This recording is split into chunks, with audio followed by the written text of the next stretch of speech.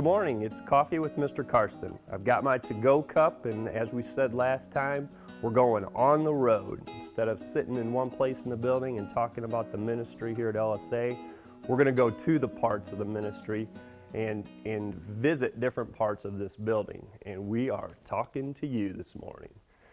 Current families, don't forget, we're going to start re-registration for next year on February 1st.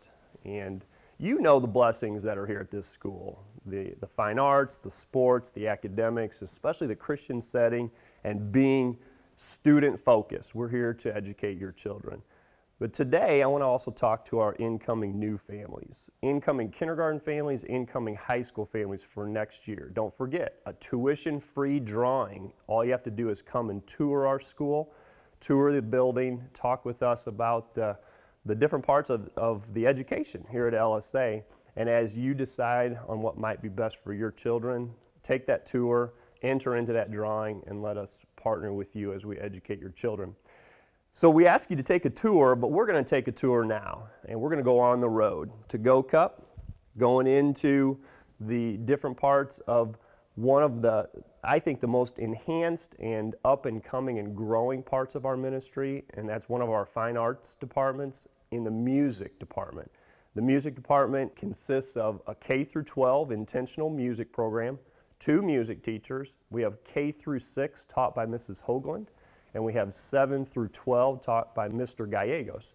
And we're going to meet both of them today, and they're going to talk a little bit about what they do in this building. And we even have the blessing of getting outside of this building. It's concerts, it's community events, it's getting into churches and sharing God's Word through music with them. So come on with me and let's go meet Mrs. Hoagland. So when we talk to our current families and our new families, I truly believe one of the reasons why you should consider enrolling at LSA is our music department. And we're here to meet our new K through 6 teacher. And I say new because she's a year into our building, and we've enhanced our K through 6 curriculum in the last 2 years, and she's been a huge part of that. So come on, let's meet Mrs. Hoagland. As we walk in here, this is our K through 6 music room, and we are blessed in so many ways to have Mrs. Hoagland as our teacher. Good morning to you. It's Coffee with Mr. Karsten. And I probably should have brought a couple of to-go cups and offered you, but I think you're all set there today. So I want to talk about 2 different things. First, I want to talk about what we do in this building. You're our K through 6 teacher, but just tell us a little bit about what we do in K through 6 music and why we do it. Well, my main goal with K through 6 music, especially at a younger age, is to expose the children to all different types of music. So in kindergarten, we really work on exploring high and low sounds, fast and slow sounds, getting louder, getting softer, and all exploring their singing voices, getting to play with some instruments. And then in first grade, we go a little deeper into some of what we did. And I try and focus on a corkscrew curriculum where we start very broad at the younger ages, and each year we just get more and more detailed as they get older. So by the time they get to 4th grade, we've done some pretty complex rhythms.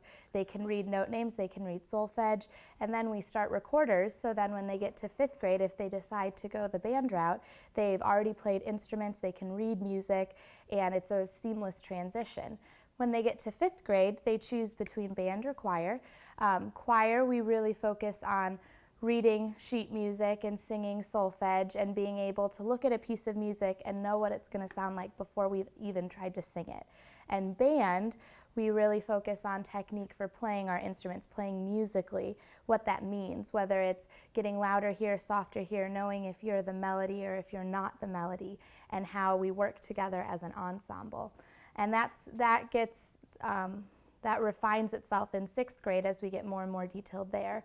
And I have 6th grade choir, not 6th grade band, so I can't speak for the 6th grade band. But 6th grade choir, we work on 2 and 3 part music, being able to hear your part and hear the other parts at the same time, hearing how they work together, and that's really what we focus on.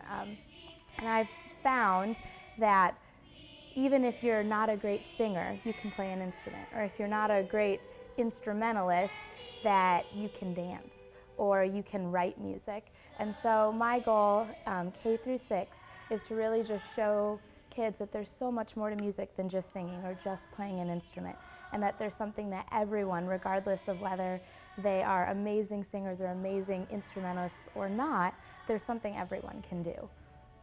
And so that really does set the stage and sets the progression for a K through 12 music program.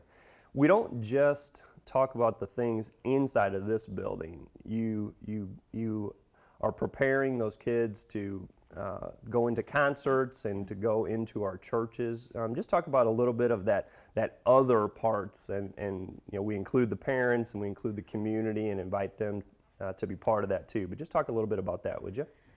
Each year in K through 6, we have 2 concerts, one during the Christmas season and one during the spring season towards the end of the school year. And we have a K4 concert and we have a 5 through 8 concert. And so the K4 concert, last year I did some instruments and some singing, and I did the same for the spring concert. This year I really decided for Christmas we would really try and kick off the season right, and we did a lot of singing, and we even did one song in Latin with my first graders and kindergartners, and it's a chance for them to get up and show what they've learned, and some of them have found that they really love performing, that it's not just getting up there and singing a song, it's getting up there and telling a story. And we've worked, like I said earlier, on expression, and that when you read a story, you don't just read it monotone. You have excitement at some parts, you get quiet at some parts, you get loud at some parts, and being able to perform that, it really helps bring it out in the kids because they want to tell the story to their parents. And in the spring, we've learned even more than we have by Christmas time, and last year I had kindergarten and first graders reading music and playing instruments called boom whackers, which are just pitched plastic tubes that you hit, and they could read the rhythms and they knew when they got to play. And so seeing that and getting to show parents that's what we do in music class is really rewarding. And then we've also been taking students to sing at our association churches. It's a chance for us to bless the congregation churches and sing for them some songs that we've learned in here, and it opens an opportunity for us to get to talk about the meanings of those songs. So we get to we learn the notes and we learn how to be expressive with it and how to perform it, but then we also get to talk about why is this song important. And that's something that really excited me getting to work here as opposed to a public school, is that we could talk about Christ and talk about what Christ did, and we can sing about it. And getting to go to the churches and sing songs like that, that really was an amazing opportunity for us to get to kind of dive into some of that. So you can kind of see, I love your carpet. I'm thinking back to my music days. FAC, the coffee cup, is the C note today, right? Yes. Yeah, I learned something too. You know, as I heard you talk a little bit, you know, you can tell that this blesses the kids, and it blesses the parents, and it blesses our churches. What a great way to start our music department and our music program out with what you bring to the K-6 program. Thanks for all that you do. You indeed are a true huge blessing to our school. Thank you so much. So we're going to meet Mr. Gallegos here in a little bit, but one of the things that the music department also adds as part of the education here at LSA is praise band, where our students actually go into our chapel services and participate musically, singers and instrumentalists. What a blessing they are to our worship experience on chapel days. We also have our pep band, and that is the coolest. You see those kids, so much talent, and they're at football games and basketball games, you know, bringing a lot of school spirit. So in addition to the K through 12 music, we've got the pep band and the praise bands leading our music in different areas as well. So we continue our tour of our music department this morning on Coffee with Mr. Karsten, and this is our main band room, main choir room, and we're going to meet Mr. Gallegos. And Mr. Gallegos is also new to our building, and I probably should note that both Megan and Andrew have come from Millikan University to bless us with their music talents and gifts. And our relationship with music, the music department specifically at Millikan University, we really cherish that. So you're going to meet Andrew today, and he's going to talk about the 6 through 12 choral and instrumental. Megan starts off our students, K through 6, and then Andrew continues that. So let's go meet Andrew. As you come into the main music room, you can already see that facility means programs, and you'll see that in Coffee with Mr. Karsten over the next several weeks. You can't do what you want to do musically in our music department without a facility like this. So you'll see the instruments and you'll see the setup ready for our choral department as you walk into this music room. So Mr. Gallegos, good morning, man. Good morning. How are you? I was saying I didn't bring a pot of coffee, and you're fine. but you're all set. And thank you for taking the time to talk with us a little bit this morning. You bet. So I want to talk me. about K through 12 music. K through 12 music starts with Megan. You guys partner so well together, and then you kind of take them over at 6th grade and then walk them through both the instrumental and the vocal. So just to talk a little bit about what you do at each grade level and why we do it. Well, what you mentioned earlier in a previous segment was talking about K-12 alignment, and you see that it's intentional here in music. At the beginning of the year, Megan and I both sat down and discussed what we want the students to know as they leave a certain grade, whether what they want them to know when they're coming in a certain grade. So we had a lot of brain picking at what and how to map out our curriculum. As the band students get into the upper levels, they start to get into rhythms of syncopation, dotted notes, which they kind of had exploratory experiences with Megan, but then we start going deeper into that with different sections having that and how different pieces of the puzzle fit together.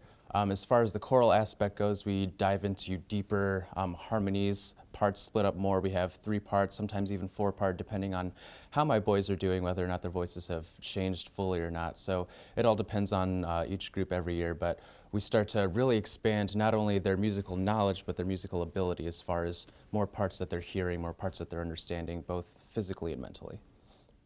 Take it deeper into your curriculum. Our high school students have a credit requirement of 2 credits for their graduating years in the fine arts department. And so some of them choose to go into music. But you also have some ideas to take us into upper level and especially into the AP. Can you talk about your curricular ideas a little bit? Definitely. At the high school level, as you mentioned, there are only 2 credit requirements, so it kind of limits our ensembles. Right now we only have 1 high school band and 1 high school choir, but in the future, I'm looking to expand the overall performance program into having an upper-level instrumental ensemble, an upper-level choral ensemble, just to give students a more deeper understanding of music. And as you see on my desk, I have this big pile of messy papers and books, and right now I'm kind of trying to establish an AP music theory course here at LSA, which we don't currently offer, but even though the concert season is over, I'm rolling right into break with plenty to do. But depending on the schools of music over in College World, they grant students with a whole semester kind of a bye. If you score high enough on the AP exam for music, then they let you skip the first semester of music theory offered in college. So 1 academic year at LSA with a successful score will give them a free ride into 2nd semester of music theory for college, if students, of course, pursue music of some varying degree. But no matter the degree of music that you choose in college, pretty much every music student is required to take the music theory course just to gain those collegiate fundamentals rather than what we in high school would think of as the very beyond. Getting into the college world, it's actually one of the most basic things. So getting the students to get an upper hand there from here would actually be very helpful. We have some very, very talented kids. And I know they bless you. You were so it was so special to hear you share that with your parents and our parents at the Christmas concert. We're going to talk about concerts here in a second. But those gifted kids have the chance then to go on and do some competitions. That's pretty exciting, and we had some success in those competitions. Am I correct on that? We sure did. This year is probably one of the hardest years as far as repertoire goes for this side of Illinois. We had a lot of younger students audition for All-State this year, And the way it works is that sophomores and freshmen can only make all-district, where juniors and seniors are allowed to make the all-state ensembles if selected and have successful auditions. Unfortunately, we only had one, but she did an outstanding job. Sophomore Bailey Phillips made the all-district choir and got to sing at Eastern Illinois University under the direction of Dr. Jim Henry from University of Missouri St. Louis. So it was a great experience for her. She got to sing all of the pieces from all-district to all-state. So even though she didn't make the all-state choir, of course, due to her current academic status of being a sophomore, she still got to perform those pieces, which were pretty tough, I'd say. Again, one of the hardest years as far as the repertoire goes, but she did an outstanding job, and so did our other auditionees. It's just, you know, kind of getting your feet wet, jumping into the water a little bit, and then next year, pretty sure we're going to see some I was just going to say, that's awesome for Bailey. She did an awesome job, but what a neat thing for our other students to look forward to, both the AP Definitely. classes potentially and to get into the competitions. So one last final thing, and this blesses congregations and it blesses the parents and community members. I love attending these things. We just had an awesome Christmas concert. Megan talked about her concert numbers and philosophy, and I just have to tell you that those two Christmas concerts that you directed were just amazing. So talk about a little bit about just how we then go out to outside of this building and perform. Well, going back to the concerts, just that you mentioned that the 7th and 8th grade band and choir kind of got their feet a little bit wet with the Grandparents' Day Assembly, so they got a little bit of an opportunity to perform and get ready for their winter concert. And it was, like you said, it was fantastic. At the very end of the performance, we had not only all of the ensembles performing, but we had the congregation stand up as well so that they can not only perform with their students, but also just worship the Lord together as we head into the Christmas season.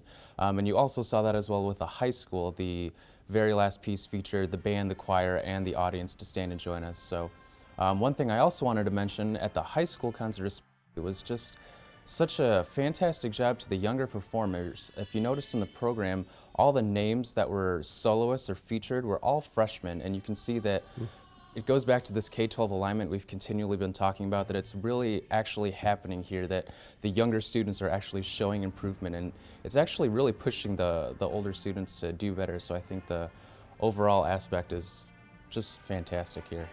As far as outside performances go, the choirs have actually been traveling to churches in the area, performing at Sunday services and Advent services, so it's great to see our groups out in the community. Today, the 7th graders are actually on a field trip to Hickory Point Village, and the 7th grade is actually going to perform a couple of little snippets from the winter concert just to bring to those community members that probably couldn't make it over to our concert back in Sunday. So just getting a little bit of LSA out to everyone, whether or not you're here, you're going to hear about us. So. Well, K through 12 music is definitely one of the strengths of the LSA. As we talk about enrollment and go on the road with Coffee with Mr. Karsten, definitely we're going to be able to think back to today and the strength of the K through 12 music department at LSA. One more reason to enroll your student at LSA. I want to wish every single person that's listening a Merry Christmas. Jesus is the reason for the season, and to God be the glory.